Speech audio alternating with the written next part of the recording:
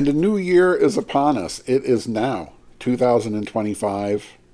I don't know. I mean, I'm just that much of an old science fiction nerd, right? I mean, as a kid, reading stories that were set like in the 2000s and 2025, it just has this ring of the future to it.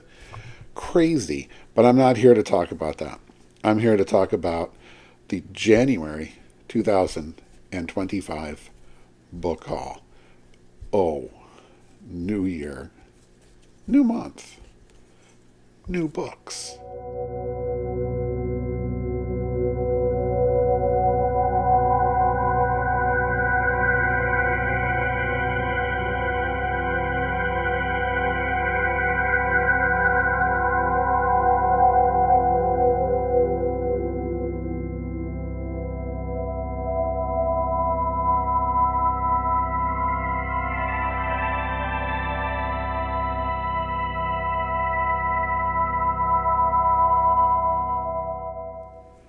All right, so first one came in really just right. I don't think on. When did this come in? I am recording this today on Monday, January 6th, but this book came in a few days ago. I want to say it was on the 3rd, Friday the 3rd. And it is, okay, so look, right? I've started reading it already, and I've got my little pen. Hey, you know what? Writing tip. Also, small, very small business tip. You don't need fancy pens. You don't need fancy pens. These are so cheap. You buy boxes of them for like cheap, but it's a little red pen. All right, anyway, this is The Horror Writer, right? Edited by Joe Meinhardt. It says that it is a study of craft and identity in horror in the horror genre. And what it is indeed is a collection of essays. So what this book is our January 2025. The glare is a issue down here. He just interrupts himself. I don't know. You don't see Anderson Cooper doing this. Anyway, this is our Fantasy Authors Handbook Goodreads group read for January of 2025, The Horror Writer. This was suggested by one of the group members. We voted on it. This was the winner. There were a couple of other books. If you're not a member of that group, you are you're just missing out. It's not, you're not hurting me. Okay, you're the victim of your not joining that group and reading along with us with this essay collection in January, and then in February we will nominate and vote for the next one, and the next group read will be in March, so alternating months. You only have to read 6 books a year. Look at the shelves behind me. This right here you're seeing is layer 2 because I've run out of shelf space. And I'm asking you to read 6 books on the art and craft of writing, genre fiction in particular, but fiction in general. No, you can't do that. No.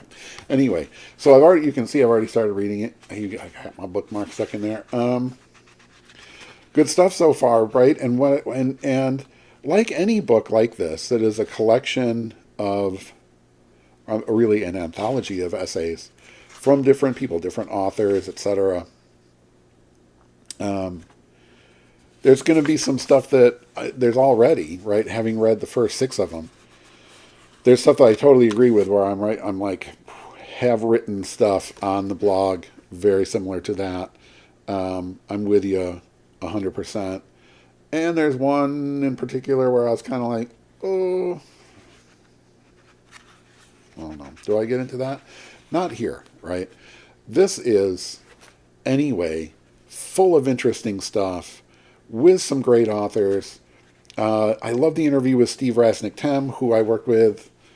Published one of his books, The Man on the Ceiling, that he wrote with his wife, Melanie Tem. Was about to publish another one by him before the whole thing was canceled. That's a tale for another day. He had some really, really interesting things to say. Looking forward to the rest of this. You will probably see a full video going through this, like I did with previous group read books. So look for that. Anyway, first book. I can't. First book to come into my possession, not just in January, for the month of January, but for the year 2025. What will the rest of January bring? Oh, wouldn't you know it? The same day, I'm not just wearing the same t-shirt 2 days in a row. Dude, I mean, come on. What was I brought up in a barn? Same day that I was recording the little bit with the first book that came in, the book you just saw, I left to go for my walk because having a little bit of daily exercise is good for you. Not a doctor or anything, but I hear it's good for you. Sitting on the front porch was the Amazon delivery of, big, brand new hardcover Nivola by Paolo Bacigalupi. I am a wind-up girl fan, right? I read that years ago, really kind of a few months after it came out. Loved it. Really, really loved it. Since then, bought a copy of The Water Knife, and kind of, I mean, the shelves behind me, stuff goes in. Not a lot of it comes out, unfortunately. It can take me sometimes years to get to a book that I've read. And then I saw it, and I was like, oh, no, wait, I need that. I haven't read anything by him in a long time, so I bought it again and didn't know that until I came back and was like, no, I have to. It happens. Anyway, I saw this out on social media. This is brand new. Nivola by Paolo Bacigalupi. The year now just passed, 2024. Big, nice, beautiful, first printing hardcover. There hasn't been time, I don't think, for a second printing. This is fantasy. Oh, okay. What, like I've never read fantasy before? Stop it. It even has a map. I love maps. You gotta have a map. It sounded, right away, it just sounded like, yes, he is an author who is just like, yes, I do need to get to The Water Knife for sure. I think that's going to happen this year, and so is this, because I got to stop buying brand new books and then waiting like 10, 15, 20 years or 30 or 40 or 99 million years to actually read. But anyway, this is it. Fantasy by Paolo Bacigalupi. From the New York Times bestselling author of The Wind-Up Girl, yes, comes a sweeping new epic fantasy series. We're in for a series. What are the chances that any fantasy novel is the beginning of a series? Inspired by Renaissance Italy, soaked in wine, gilded in gold, and flavored with intrigue and betrayal. Am I going to be that guy?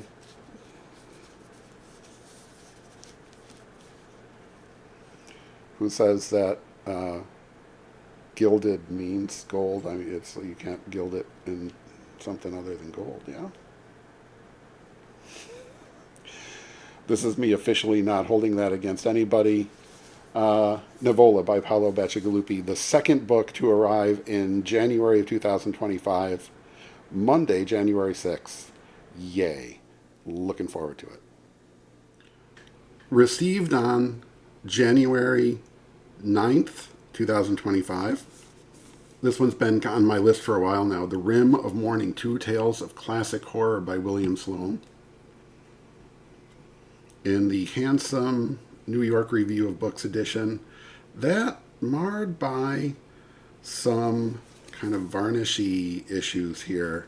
It looks like things didn't really go super well at the bindery. Was that just scuffed up a little bit at Amazon, or a lot of bit? I don't know. Definitely not worth sending it back and doing all that nonsense. So this book actually collects 2 novels. To Walk the Night from 1937 and The Edge of Running Water from 1939. So classic, that sort of Weird Tales era weird fiction. Just have been hearing a lot about this. It's right up my alley. Why would I not have this? Why would I not read this? So there you go, right? Book, I think, is this the second book? Have I lost track? I've lost track. It doesn't matter. It's January. This came in January 9th, 2025. The Rim of Morning, Two Tales of Cosmic Horror. Okay. Okay. Just arrived January 9th, 2025. The Burnout Society.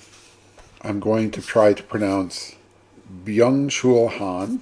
I think I probably got that right. This is from the Stanford Briefs series, the Stanford University Press. And Brief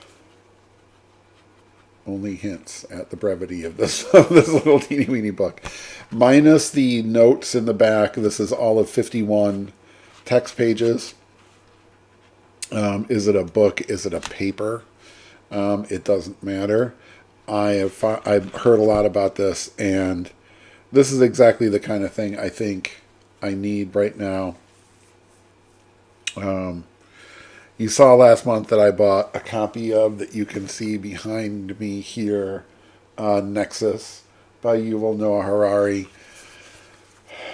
I'm not getting into a political thing, but the culture is going through some stuff right now, and I'm a part of that, and I'm a part of the culture anyway, whether I like it or not, and trying to wrap my head around how did things go so far off the rails. I mean, the obvious thing of the unfettered anonymous internet, right? That just the complete deregulation of the United States of America. I think people who understood that that was never going to be a good idea. But here we are 44 years, after the election of Ronald Reagan, and this is the world that or not the world, it's not the world. It's not the world. It's the country that we live in. Trying to understand that a little bit. The Burnout Society. What does it mean, right? Our competitive, service-oriented societies are taking a toll on us, right? They are. And I think especially in America, because we have this, that we like to brag about, the sort of Protestant work ethic. I'm not a Protestant. I don't. The American work ethic, whatever that is. It's not American ingenuity, because we're not really doing that anymore. We're not creating anything new. What is it, right? I've heard it described as enthusiasm. We have this American enthusiasm. It's like, we have this work ethic. We don't take vacation. We don't do anything but work, work, work, work, work. Is that enthusiasm? Is that work ethic? Or is that desperation? Will there be wisdom in here? I don't know. I just bought it.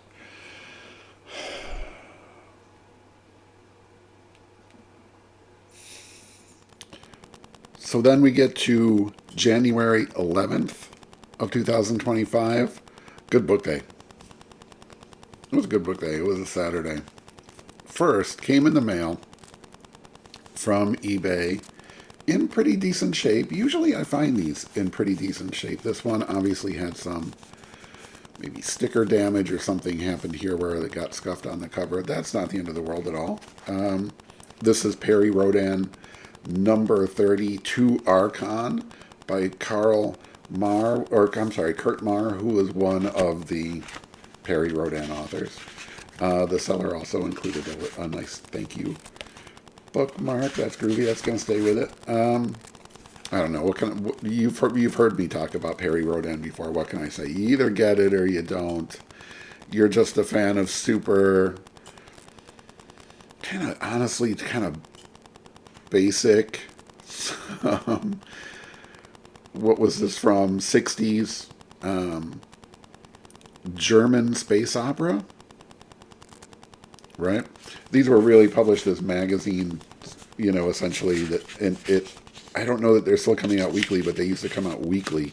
And of course, this is the Ace English translation that was edited by Forrest Ackerman, famous Monsters of Filmland, Forrest Ackerman, who then began very quickly to treat these as magazines as well. So there's like weird extra stuff in the back. He would just sort of do things like serialized, right, very magazine kind of columns and stuff. He would do these serialized, like public domain novellas from back in the Pulp Fiction days, just all sorts of crazy stuff. But most of the book is, most of the very, very slim book, is this next Perry Rhodan adventure. I'm just slowly adding to my collection. You can't see him in the picture here.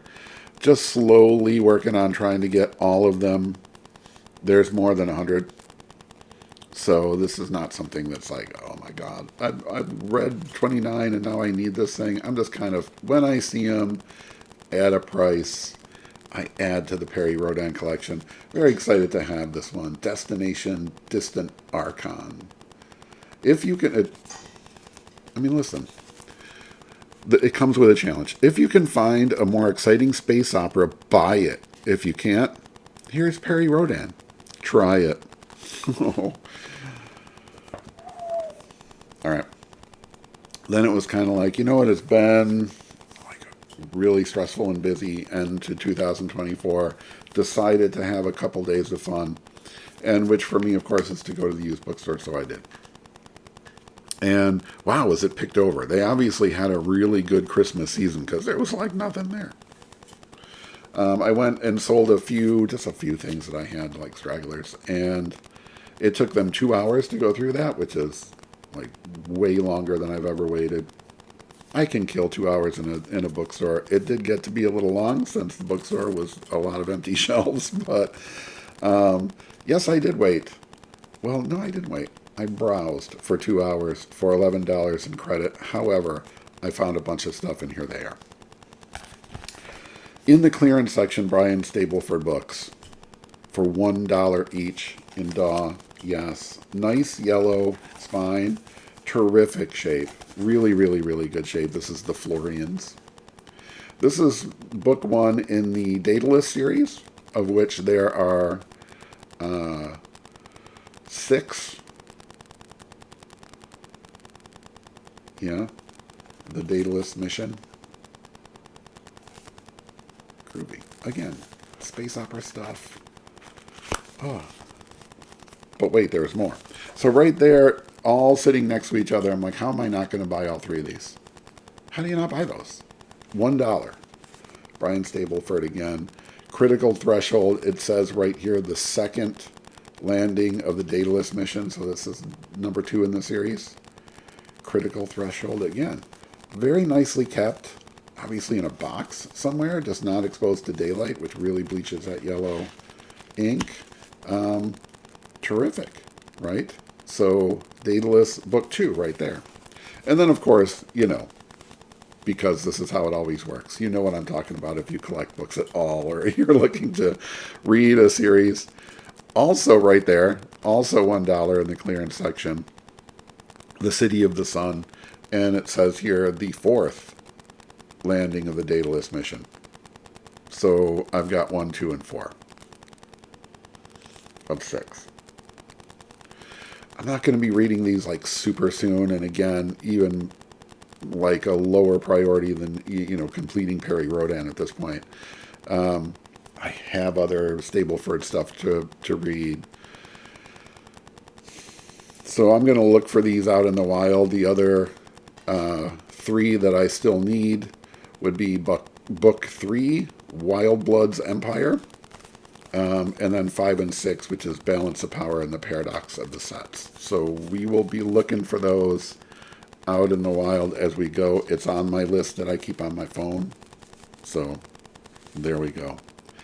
Also been kind of like very slowly, low-key collecting the old Doc Smith series, and found 2 of those in this nice pyramid edition, which I'm now thinking, am I going to just try to complete these 2 series, which would be the Lensman series and the Skylark series, in this trade dress, in these editions, these pyramid books, which are pretty nice, yeah?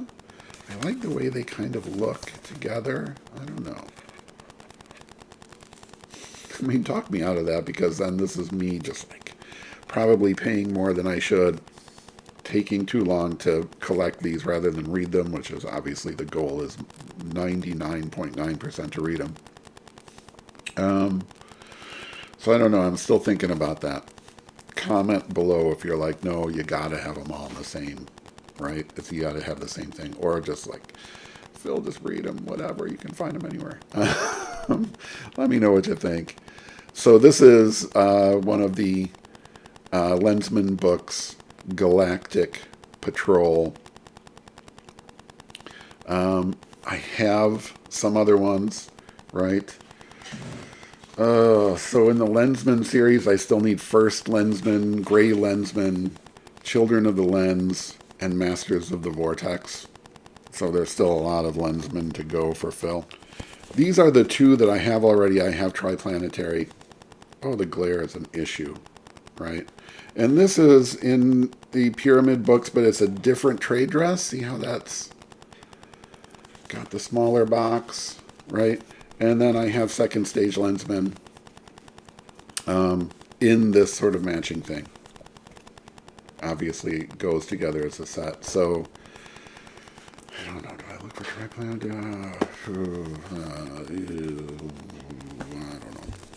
I don't know. Also found by E.E. Docksmith, right? Skylark 3. This is the Skylark series. This is the... It says Skylark 3, which is fun, but it says actually the second book in the series. And I do have Skylark of Space, but in a UK edition. So what am I doing? Am I going to try to go? I have more of the Docksmiths in these pyramids. I do like the UK editions, though. Look at that Chris Voss cover. You really can't ignore that. Anyway, I still need Skylark of Valeron and Skylark Duquesne. Is it pronounced Duquesne? I think it is. But I don't know. What do I do? When of these two Docksmith series, I have 3 that look like that. I don't know. I don't know what I'm going to do. Nobody knows what I'm going to do. I like A.E. Van Vogt. Who doesn't? Found just some fun old A.E. Van Vogt books. This is a 1965 edition of The House That Stood Still. It's just, I mean, this is the thing. I can't not buy these that then get added to the giant 400 and creeping up on 500 book giant stack of random to be read sci-fi, fantasy, etc. books, paperbacks. But just this is a nice paperback library edition. Found inside, I love to find the little ephemera and the stuff that people have left behind. This is cool. It looks like somebody got to page 70 and either gave up or finished it and just stuck this back in. A postcard from the Panama Canal that was never sent.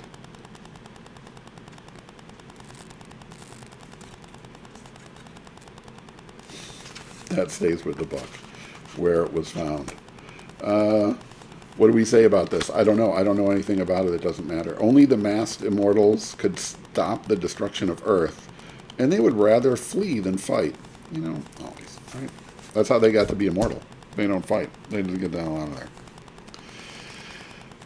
So I'm there. I'm like, I read this already, didn't I? I didn't read this. No, I haven't read this. I have not read this. Do I have? Was it an ace double? I don't think it was an ace double. And so I'm like, but it's cool, right? It's these, I love these UK editions, right? Panther, with that crazy psychedelic kind of photo cover of this little suction cup thing.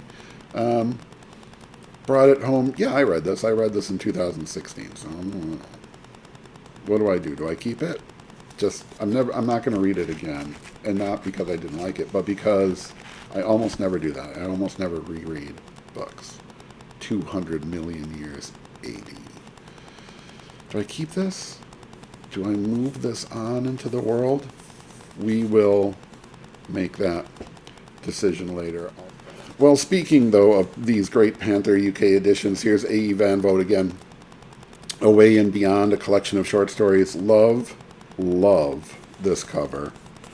Didn't really do the research. Is the cover artist credited inside? It does not look like it. That's too bad. Credit the cover artist, for goodness sake. But let me do this so that if you really want to know the stories that are in this edition here, you can freeze frame on that. Am I seeing that? Yep. So this is a 1973 UK printing, yes. I just like A.E. Van Vogt, and there's a collection of short stories by A.E. Van Vogt. It goes in the giant stack to be read at random. I'm excited to own this, and I love the feeling of the A format UK thing. All right. Then it starts to get a little bit weirder. That was it for sort of, looking through mostly the sci-fi fantasy section, looking for books that I had on my list, the kind of collection stuff, which I didn't find any, but I now have. Well, no, I did. What am I talking about? I found the E.E. Doc Smith books. I'm now collecting that Daedalus series by Brian Stableford. So it was all good. But then, I'm spending a lot of time there, and also I don't only read science fiction and fantasy, of course. So then I'm just kind of looking around, seeing like what leaps off the shelf at me. Will it leap off the shelf? And here's one that did. If you saw, and of course you did, last month's book haul video, you saw that Pearl S. Buck book. That's hard to say. Pearl S. Buck book. I want to say book. That I just bought because it looked really nice, and also because this is an author I've read before and really liked. This is a copy of The Good Earth, which of course is the first book in a trilogy. I was just drawn to this really unusual German edition in English. Yeah. I believe this was from 1949. Right? Very kind of that period, kind of British publishing where they just kind of had templated covers and no art or anything like that. So just the colophon of, what is this? Tauschnitz edition, Hamburg. And on the back, I don't know if you can see that, and I have to lean to read it, but it says, I'm not wearing my reading glasses, and the lighting in here is worse than it looks. Not to be introduced into the United States or the UK. Right? In other words, we have the English language rights in Germany or maybe in Europe. This is, of course, well before the European Union, but post-war German English edition of Pearl S. Buck, The Good Earth, feels nice, right? Again, feels like the UK A format. It looks like not quite exactly the trim size. I've never seen anything like this. I've never heard of this publisher, but it just looks comfortably readable, nicely aged. I just had to have it. I had to have it. And that's what you do, right? You go to bookstores and then you go like, I gotta have it. Why would I not pay $5 for this handsome 1964 vintage edition of the play The Possessed by Albert Camus? You can see that there, yes. I know I use the word handsome a lot to describe books, but you know what? It's like handsome books. I'm not afraid to say it. The Possessed, a play in 3 parts. Is it parts or acts? Parts, he says. First vintage edition, March 1964. There doesn't seem to be any reason to believe this isn't it. There's an original copyright from 1960 and originally published in French in 1959. Albert Camus, a play, The Possessed. Nicely put together and otherwise really terrific shape. assuming its age of basically the same as me. Sans dust jacket, which I assume it did have at some point, but there it is. Terrific. And these are, right, leaping out at me. How does this not leap out at me? So, do you judge a book by its cover? Wow. First of all, this typography is just, I'm not negative about books. I don't go negative about books almost all of the time. The typography there is just not good. It took a while for me to kind of make out that this is called The Dancer from Atlantis by Poul Anderson. Poul Anderson I could read. But, okay, come on. The Frank Frazetta cover, I mean, honestly. And the back just reproduces. And this is a science fiction book club edition, obviously. And usually they just would leave the back cover blank. But they obviously were like, if we got the Frazetta painting, we're going to show you the Frazetta painting again. What is going on here? The Dancer from Atlantis. What do we know about this book? Not really anything. I'm kind of looking at my notes over here. 1971, so it says. It's dedicated to Ellsbraig and Catherine DeCamp. Sure. Typical kind of iffy quality on the science fiction book club books. Nothing really to look at on the inside. I like Poul Anderson. I read a ton of his stuff. Why not? And, oh my God, right, the Frank Frazetta. Frank Frazetta. I mean, right? Frank Frazetta. All right, so this was also in the clearance section. This was $2. I paid $2 for it. But I'm going to need everybody to take a deep breath, like I just did, and not judge me for buying Dianetics. By one Lafayette Ronald Hubbard, L. Ron Hubbard, creator of Dianetics and founder of Scientology. I've just always been fascinated by Scientology. I'm not a member or anything like that. I, have never gone in for testing. I have a Scientology story. I'm not sure I'm going to tell it. But I've just always been fascinated by this, right? I mean, this guy with significant contributions in the beginning by John W. Campbell of Astounding Stories fame. Sort of created his own kind of approach to psychology / it became a religion later, but this was really like the self-help book for a long time. There he is with he was a Navy veteran, but kind of couldn't let go of the Navy thing. Ginormous, thick book, just full of text and multiple things blown in. Urging you to send in this card today to go get, an e-reading or whatever. Please, for God's sake, or whatever's sake, for L. Ron Hubbard's sake, come to a Scientology center, give us your information so that we can set you on the bridge to total freedom. This one, all right, there you go, right? Warner Audio Books on Tape. So you can get the audio cassette of this. America's #1 self-help bestseller. I think it may be, right? It says on the cover over 10 million sold. Do we believe that? I don't know. It doesn't matter. It is Dianetics. Am I ever going to read this? In terms of just like a cultural study, I think I will, right? Because, I don't know, I just find I find cults in general fascinating. This one in particular kind of fascinating. Really fascinating. Just recently read a whole very long and very complete biography of L. Ron Hubbard that was just quite an amazing tale. It was sort of the real story and then juxtaposed with the official biography from Scientology, which is largely fictional.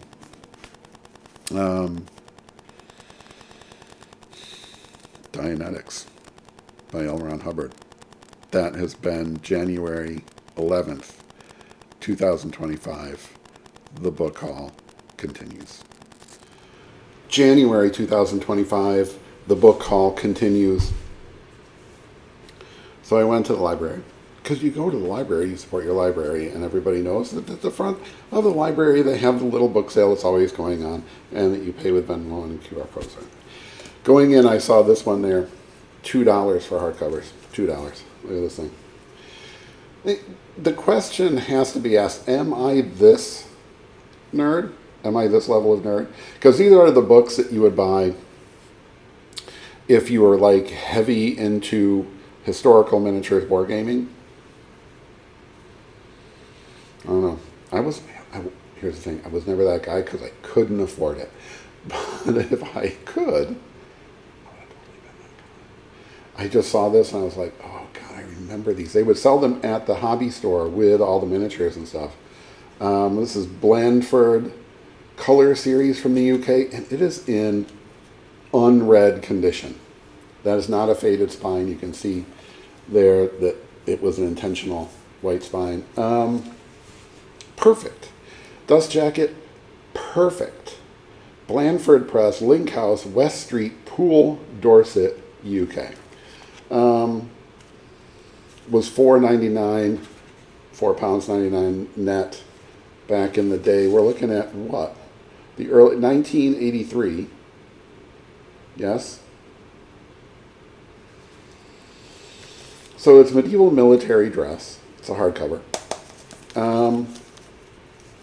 And it's not just pictures. Some of these were like, I want to say it was Unwin, not Unwin, Osborne, that would do, they were really basically picture books that were very similar to this, but this actually has text in here. So we are learning about what an actual medieval soldier looked like, right? This is not Frank Frazetta inspired, right? Boris, Brom, Todd Lockwood, etc. Fantasy armor. This is the real thing. This is what they actually looked like. Very nicely illustrated. And these color plates are in the center, right? So the whole thing isn't the glossy paper that would pick up that. This is called 4/4 because there's 4 colors on one side and 4 colors of ink on the other, right? Cyan, magenta, yellow, and black. And these would be just sort of, they're called color plates because they're actually separate, printed separately and then bound in the middle there. I'm just flipping through. I'm looking at them and I think they look cool. Just fun illustrations that are meant to be as historically accurate as possible. And of course we trust our well-researched friends at the Blandford Color Series, Blandford Books, 1983 in gorgeously perfect, brand new condition. But so here's the thing. In order to pay the Friends of the Library on Venmo, they want a $5 minimum. So I could have just said like, well, I'll just pay $5 for this book because honestly, right? But then I thought, no, well, let's look through, right? Because the paperbacks are $1. And so I found 3 paperbacks that I thought looked really interesting. Why have I been saying I should read more Russell Banks? Well, here's the reserve, right? I guess it's just immediately post-World War II era, part love story, part murder mystery, set on the cusp of the Second World War. I don't know, right?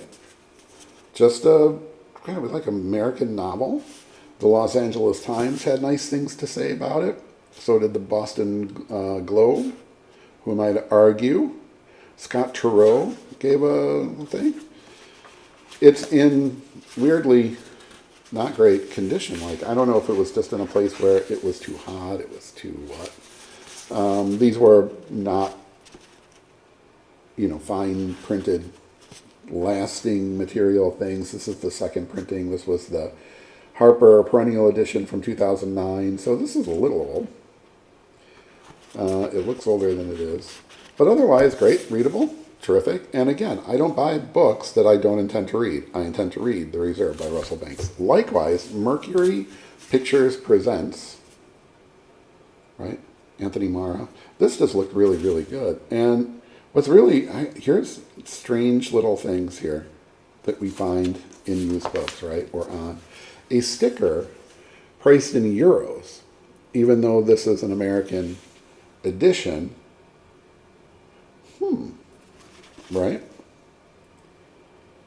This is from Hogarth, which is Random House, New York Times bestseller. A genuinely moving and life-affirming novel that's a true joy to read, says Celeste Ng. Celeste Ng. Says Summerson. And then it obviously was a critical darling because they've got like 4 pages of blurbs in the front. Which, you know what? I mean, raise your hand if you ignore those.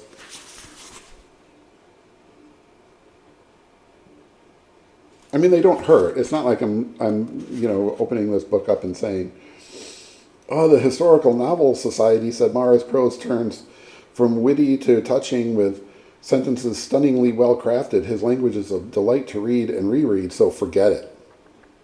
And it doesn't necessarily help me either.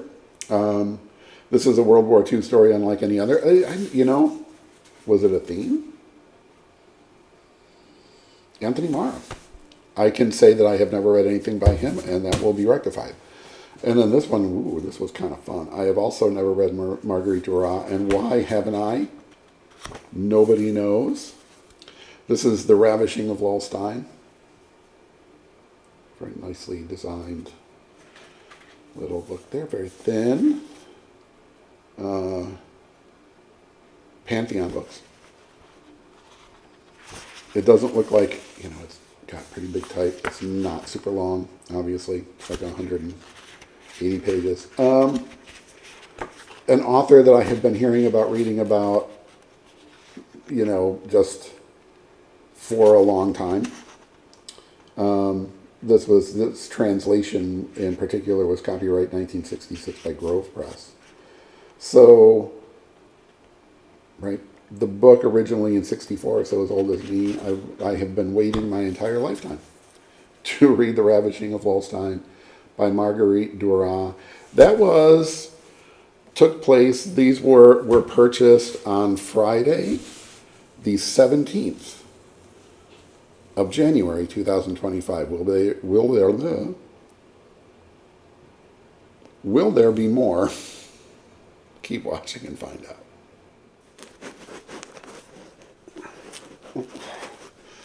Ooh. Oh my goodness.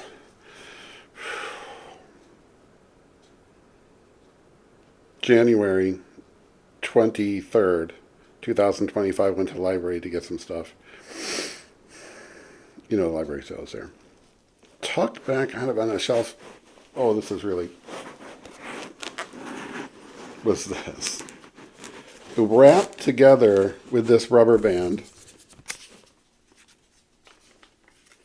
And this little slip that says 1953 vintage 6-book series, $15. $15? What's $15? For this? Let me see if I can...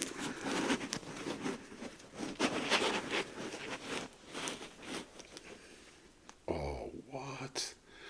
What? Like, I'm not going to buy this. All 6 volumes of the 6-volume set. In lovely, ridiculous condition, coming up on, what is that, 72 years old? You would not know that. Honestly, you would not know that. I have books from like 10 years ago that are in worse shape. Somebody put these, I don't know, in a box 70 years ago, and there they sat? What the heck? So the series is called Greatest Short Stories. This is from Collier. I've talked about how I love Collier books. Yeah. And it's just a collection of short stories in 6 volumes. The first 2 are American, by American authors. And then the last 3 are foreign, because it's 1953, and that's how we roll. Actually, this was, I'm looking here, Yeah, 1953, right? Yeah, it was 1953 that this happened. 6 volumes. I'm not going to read through the entire um, table of contents, but it's some classic stuff. Yeah, here are these American authors. So you're getting Washington Irving there, Edgar Allan Poe, etc. Kind of all the usual suspects. Ring Lardner, terrific. Starts out with Rip Van Winkle. Each story gets its own little title page, which is kind of nice. Beautifully readable, right? No illustrations or anything like that, but just a celebration of this short fiction in 6 volumes. That's volume 1. You know how to count. You know how to go. This is volume 2, right? Nope, that's volume 4. What am I doing? Did I just go backwards? What? These are all in the wrong order. I got them all goofed up. Oh no. Oh, all sorts of disasters are happening. You can't see what's happening. Everything has gone horribly, horribly wrong. That was volume 1. They are not in the right order anymore. I don't know what to do. You're all seeing this live. It's not live. You don't know what I cut out and what I don't cut out. I try to make myself look real here, though. This is real, people. This is reality television. Volume 2, continuing with the American authors. Here who have we got here? Just a couple of names like Stephen Crane, Nathaniel Hawthorne. There's Poe again. Ambrose Bierce, The Damned Thing. I've read that story before. It's terrific. Dorothy Parker. Right? Same, just perfectly of a set. Gorgeous in green with black.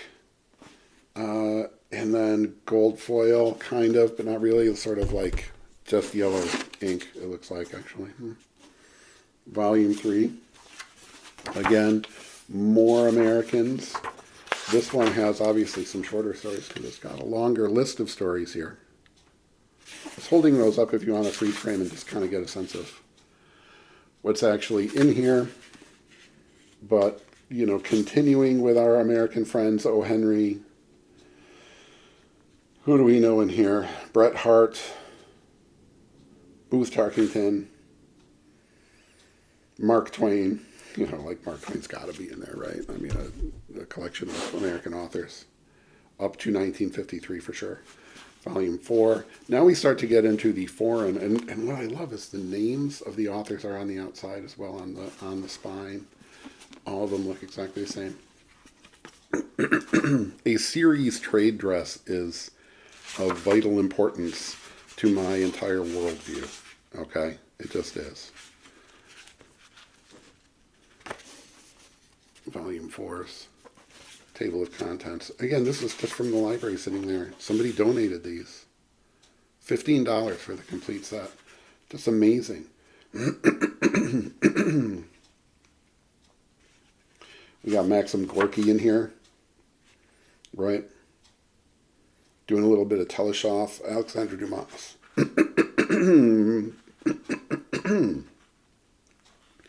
See, this was such a cool find. I'm literally choked up. Guy de Maupassant, Arthur Conan Doyle, Robert Louis Stevenson.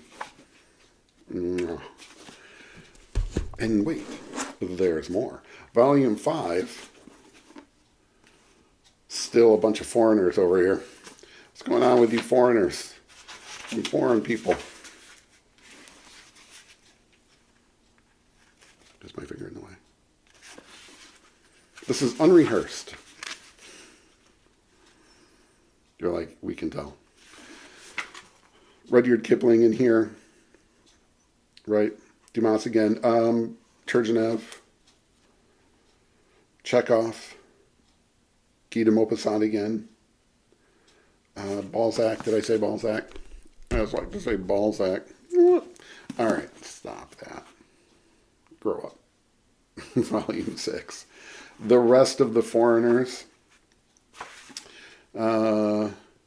Gogol. Yeah. Robert Louis Stevenson. Dostoevsky. H.G. Wells. The Red Room. Tolstoy. Tolstoy finishes it. Tolstoy anchors the whole series of greatest short stories. Not just great short stories. Yeah, this is greatest short stories. Their bestest. 1953, right? 72 years ago, now that it's January of 2025. Did I buy those just because they're old? No, I think it's great that they're in such amazing condition for being that old. But I'm a short story. How do you not buy that? I cannot conceive of a human. I mean, is that me? I'm just carrying myself out into the world. We all do that. Who would see that at the library sale for $15 and not just go Venmo, click, bang, pow, zoom, done. They're coming home. Then I saw this one. Let me see if I can. You get to see a close-up of the eyeball. If they aren't just sort of really basic stuff where it's, adult hardcovers are $2, paperbacks $1, and they have other pricing for kids' books and stuff. They do these little tags, right? Like I showed you on the other one. Look at that date. I'm not even kidding. I believe this now is the winner for the oldest book in my personal library. They had a price of $2 on this. I don't know that it's worth really anymore. I don't think that this is some sort of mega collectible or anything like that. And you will see that, though it is from 1849. Like, what? It is in very rough shape, right? You can see the water spots. You can see where it's faded. See that line, right? Where this is more the original dark brown color and the sun has faded it around here where another book sat in front of it. Yeah. And the spine came out. So you can see the difference in the color of the book. This was just uniform single case material back in 1849. Sun faded, little water damage it looks like too. Yeah. The foil stamping on the spine is almost illegible. I'm going to hold that up. Maybe you can see it. You got to really get the lighting exactly right to even see it. So it's been through some stuff. Look at the back. End papers are all water damaged. Yeah. So this isn't, I think, real antiquarian collectors are going to see this level of foxing. Water literally dripped on it and, start to put their nose up on it. Almost every page is just right. Can I even do that math in my head? I mean, how old is this thing? It's 170 something years old. And here it is, though. It's been through some stuff. It's been read. It's been in somebody's library. It has just been in the world, made of paper for 170 something years. Right? This is Standard Historical Works, published by the Appleton and Company, D. Appleton and Company.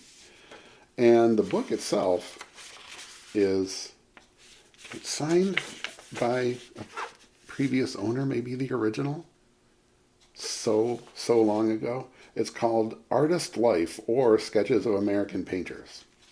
And I thought, is it going to have plates inside with illustrations? It does not. Right? So it's all text.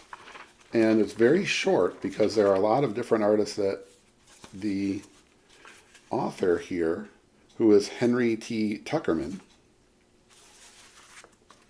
Sketches of Eminent American Painters. The proper title page. This is good old school bookmaking, right? They're going to do some advertising right up front. Advertising is as old as history.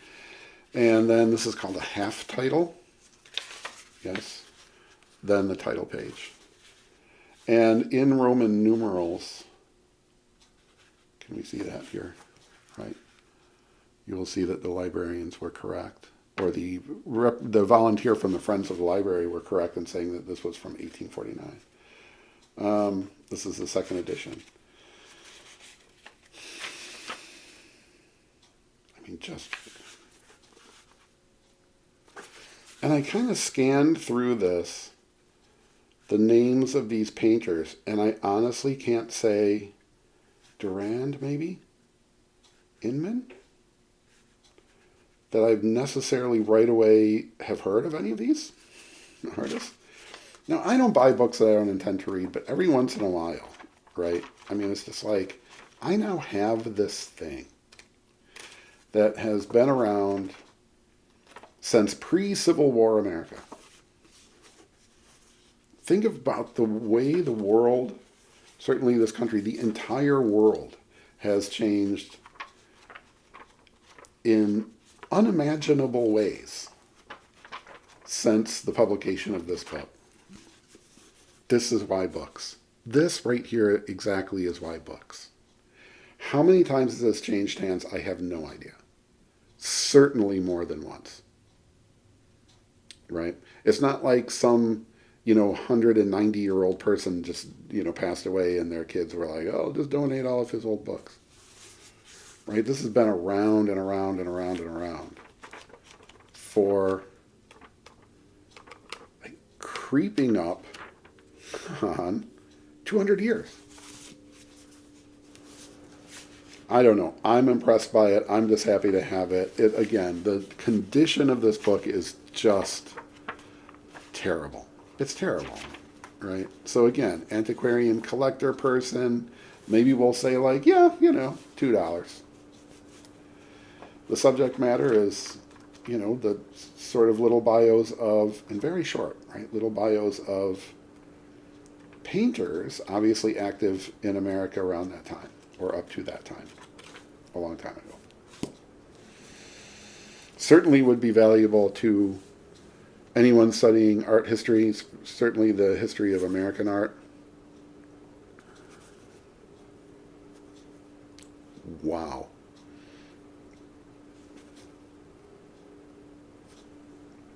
(1849). That was January 23rd of the year 2025. I think it was more or less the same setup. Next day, January 24th, 2025, the book haul for January continues. This one came in the mail today. I actually got a book in the mail yesterday, or from Amazon, that I bought brand new, right, paid new price for it. And what they sent me was destroyed. Just terrible, right? So that's not included here yet because that has been returned for a new copy. Come on, Amazon is getting like iffy with their ability to get a book to me in better than what the hell condition. This one they did fine. This is On the Origins of War by Donald Kagan. Donald Kagan, who is or was, I don't know, a professor at Yale, and I know this because I am currently going through a course on YouTube, Donald Kagan and the History of Ancient Greece, and I just found him to be really interesting. I'll try to remember to put the description or the link to that. It's completely free from YouTube in the description if you're interested in that. But this one is one of his books, obviously. This is On the Origins of War and the Preservation of Peace, right, by Donald Kagan. So really digging deep into, we're told to shelve it under history/philosophy. Delving deep into where did this idea come from that we should get together as nation states, as tribes, as whatever, and try to kill each other over what? This is obviously, going back into the ancient world, even prehistoric world, essentially, and then certainly includes more modern day warfare. That looks like a World War II photograph there. This was 1995. I don't think the nature of war has changed dramatically, right, in terms of the history of it. There certainly has been, in those intervening 30 years, quite a bit of unexpected war on the part of the United States. But yeah, anyway. But it's separated into sections. The first is the Peloponnesian War, going down into, what is that, like the 4th century BC. And then section 2, jumps dramatically forward in time to the First World War. Number 3 goes backward in time again to the Second Punic War, Hannibal, right? Hannibal's War, 218 to 201 BC. And then jumps again to the Second World War, which I'm interested to see how he feels about this, right? But I've been hearing, and certainly Steven Pinker in Better Angels of Our Nature makes this point, and I don't think he's wrong, that the Second World War was the worst thing that has ever happened in human history. It really seems to be. Section 5 is the Cuban Missile Crisis, just a smidge before my time. But is that still the point, the closest we ever came to a full nuclear exchange? I tend to be of the opinion that it was not. Cooler heads prevailed. They were always going to prevail. I don't think that either of those two leaders, Kennedy or Khrushchev, were ready to just kill everybody. I don't think that they were actually thinking that that was ever going to be a thing. They were looking for a way to get out of there with some version of their dignity intact. I think they did. Certainly dignified enough to not have murdered everyone on Earth a couple years before I was born. Anyway, On the Origins of War by Donald Kagan. This is, I'm looking around to try to remember the date, January 24th of 2025. There will be more. Hopefully that book that I got in horrible condition will show up, in the next couple days. And then who knows what the weekend will bring. It's Friday. I might go to a bookstore. You don't know. You don't know. I cannot be stopped. Oh, with the Gamma World shirt on today. Book haul from January 25th, Saturday. Took the day off. And of course, for me, like, if you're going to take the full day off, why would you do anything but go to a bookstore? So, first stop, the half-price books. Not as picked over as the other half-price books that I tend to go to, but still kind of struggling. Always looking for, and I have to do that. I'm going to lean. I have to do the lean. You're going to get the eyeball again. Why do I put things on the floor? I should have this prepared in some way. First things first, right? I always look for the books that are on my list. These are, for instance, in this case, a series that I am collecting. And we've talked about this in previous videos, right? This is the E.E. Doc Smith classic space, space opera adventure stuff. The Lensman series, this is the final book in that series, Masters of the Vortex. And I had decided, I think I'm going to look for them all in this pyramid edition so that they all kind of look. I don't usually get worried about that, but I don't know. I feel like, why not? They seem to be pretty easy to find, just sort of out there in the wild. Not expensive. Did I pay $3 for this? Maybe maximum. So slowly but surely gathering these E.E. Doc Smith, both the Lensman series like this one, and Skylark. And I'm getting there. I only need a few more. So that was cool. And then that was it in terms of the books that are on my list, which tend to be kind of obscure, I don't know, apparently not always that easy to find, just kind of out there. So then just started kind of, looking through the kind of clearance racks that they have, and found this, Jerlaine by Lynn Abbey. Now, I worked with Lynn Abbey as an editor at Wizards of the Coast on a couple of projects. Had a chance to meet her in person a few times at different conventions, sort of had these sort of big group dinners and stuff. Terrific, just great, lovely, amazing person. She helped me out with some interviews for books that I've written and things like that. And I've never had a chance to read this. This is one of her books from, obviously not from the Wizards of the Coast universe, from 1999. Just a nice fantasy novel. Appears to be a standalone. Correct me if I'm wrong. By Lynn Abbey. A terrific, terrific author. And just a really, really super nice person. That's Geraldine by Lynn Abbey. Then just sort of spotted this and thought, I'm woefully behind on my Jack Kerouac. Who can't say that in 2025? And I love these Grove Press, old air paperbacks, right? A Black Cat book. This is 2 novels by Jack Kerouac, Satori and Paris and Pick. Do I need to know anything more about them except that they are really kind of novellas or short, very short novels written by Jack Kerouac that a previous owner has annotated. Which, I know that drives a lot of people crazy. Like when they're looking at previously owned books, they try to avoid this kind of stuff. I don't. I just think it's part of the provenance of it. Yeah, if I may be so bold as to use a word that sounds like it's French.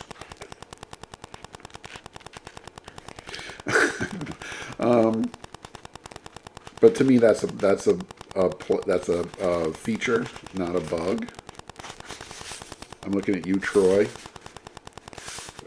There's all sorts of city planner / author. Me? Oh well. I'm kind of interested in helping the environment and helping poor people and writing. Oh, all about life,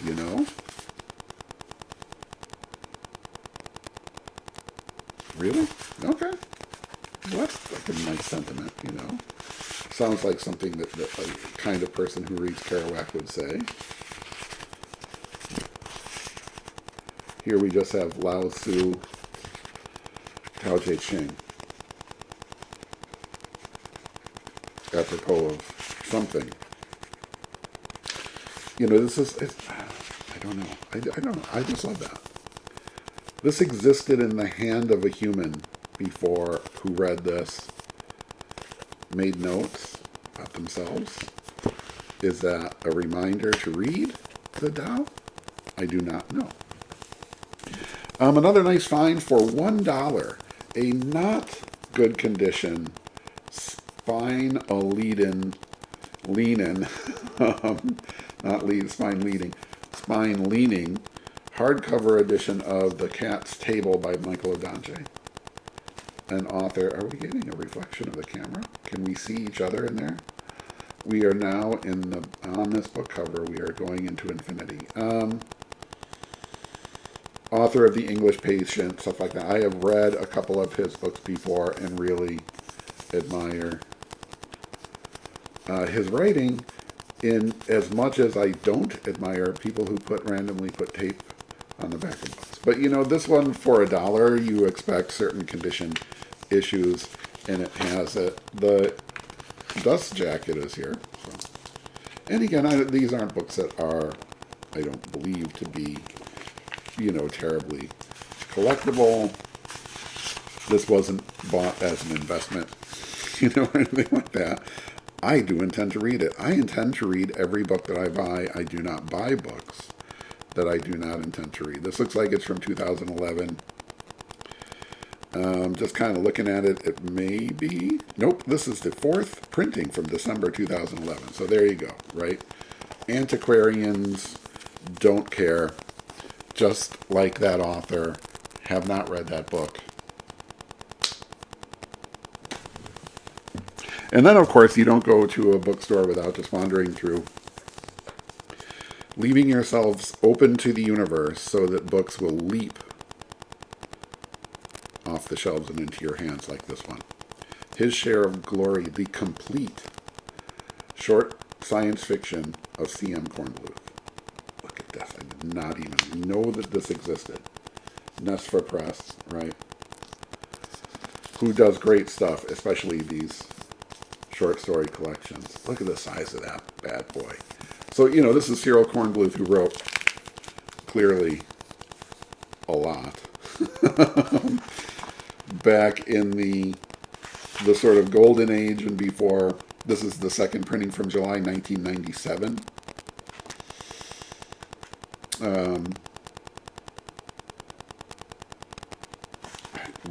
What more can one say, right? I love that they, of course they do, include the list of the original publications. And I don't know what order these are in, probably the order in which the stories appear, right? So we're seeing a lot of stories from the 50s. Going back down into, just sort of scanning through here, the earliest date I see is 1940. So right in that Campbell age of, right, golden age of kind of hard science fiction or whatever, though he was a little less hard than most.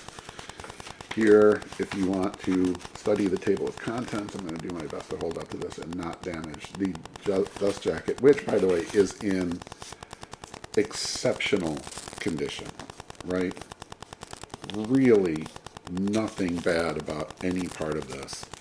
It looks as though it has never been read, which is a shame, but maybe it has, and just read by somebody who reads as gently as I do, which is always nice to find. $13.49. Did I overpay or underpay, or I don't know. I don't care. It's not, again, this is an investment. I will read this giant collection of all of the short stories of C.M. Kornbluth.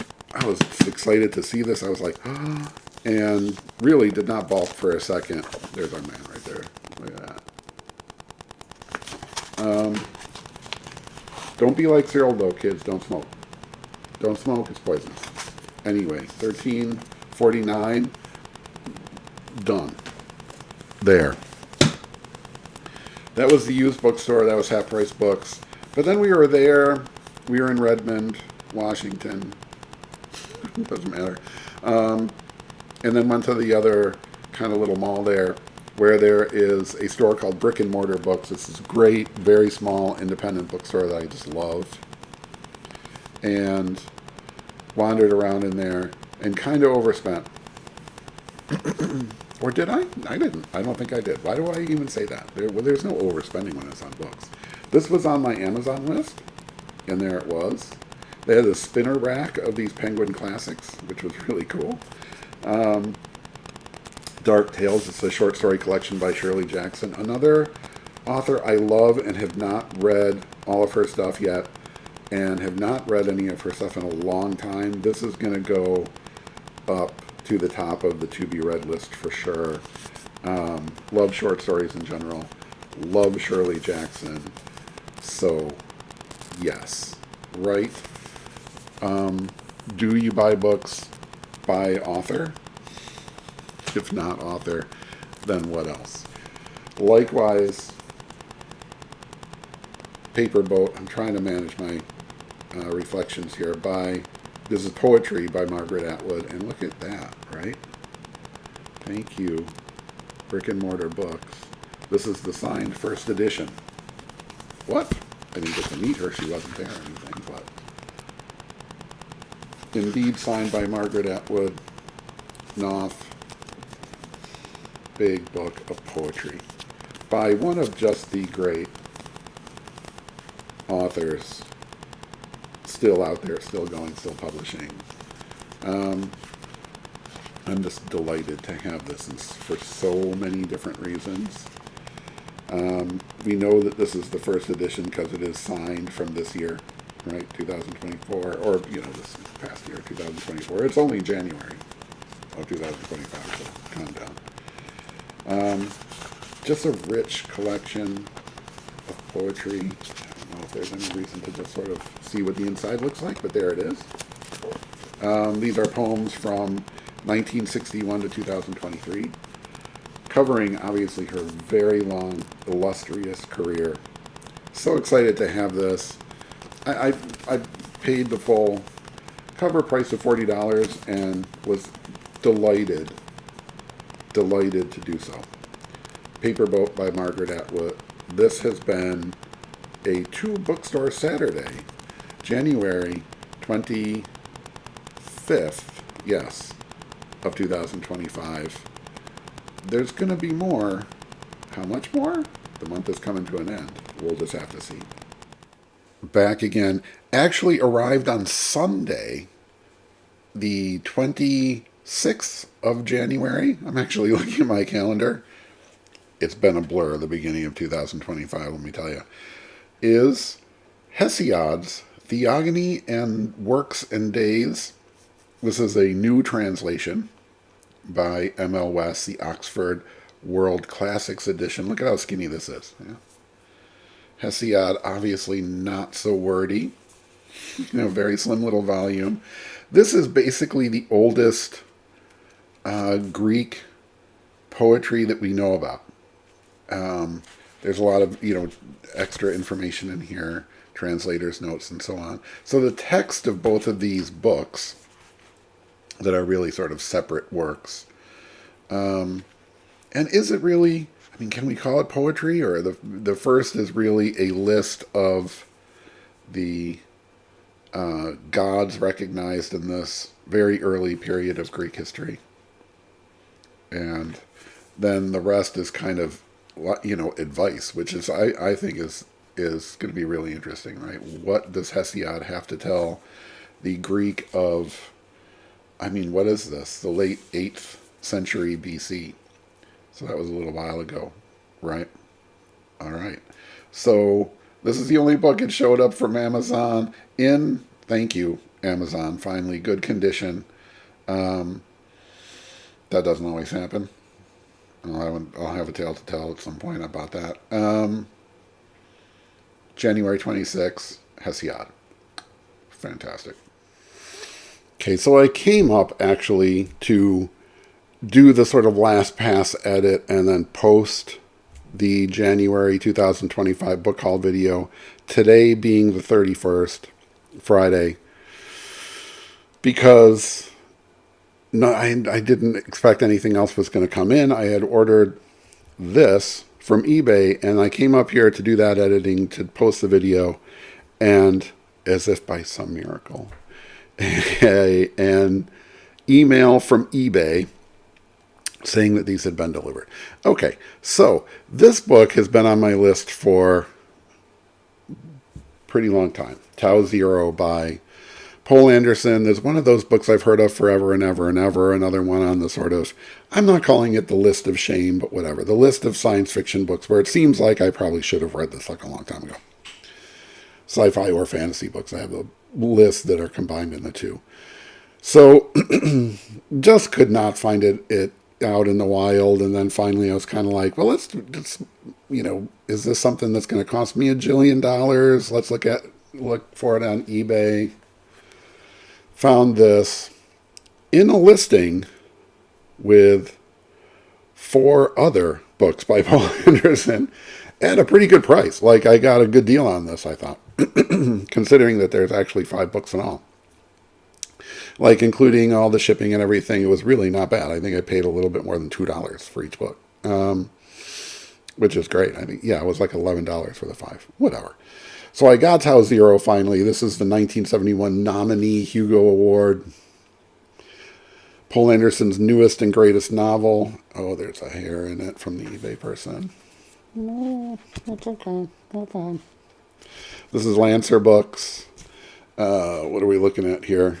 A short version of this novel appeared in Galaxy Science Fiction for June and August 1967 under the title To Outlive Eternity.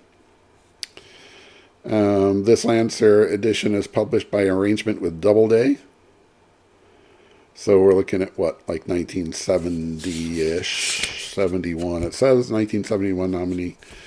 I don't know when this book actually was published. 71, 72, somewhere in there. Very, very early 70s. Kind of surrealist sci-fi art. I'm getting a lot of glare from my computer monitor. Sorry about that, but I'll do my best to do it. Purple sprayed edges. Book is, all of these books you're going to see are not like in super perfect condition or anything like that, but they are in the condition as they were pictured on the eBay listing. So I knew exactly what I was getting, and I got exactly what I thought I was getting. So yay to the eBay seller. Poul Anderson's Tau Zero. This now goes into that, the occasional nether region, where do I just go ahead and read this or put it, sort of set it aside, or does it go into the giant random to be read pile? To be decided. Probably goes into the big random pile. Because listen, when you make a rule for yourself, who are you fooling? On the other hand, when you make a rule for yourself, you can go ahead and break it anytime you want to. All right, so the other 4 books. It was 4. It is 4. Don't even know anything really about any of these, but we're going to take a look at them. 7 Conquests. Full-on flying saucer attack. Brilliant. Again, condition issues. Where do we get this? Where you can see it better. Leaning spine. Yellow sprayed edges that just kind of look blue. Not like super old, or anything like that. Not super collectible. This was just a book somebody bought and read in a kind of a sloppy way. Old bookstore punches on there, or stamps. This is from Baen Books from back in the day. This is the first Baen printing, October 1984. That's Vincent de Fate, which, I would have guessed exactly him. What are we looking at? The ancient sport of war. Every new capability that man gains is, sooner rather than later, turned against his enemies.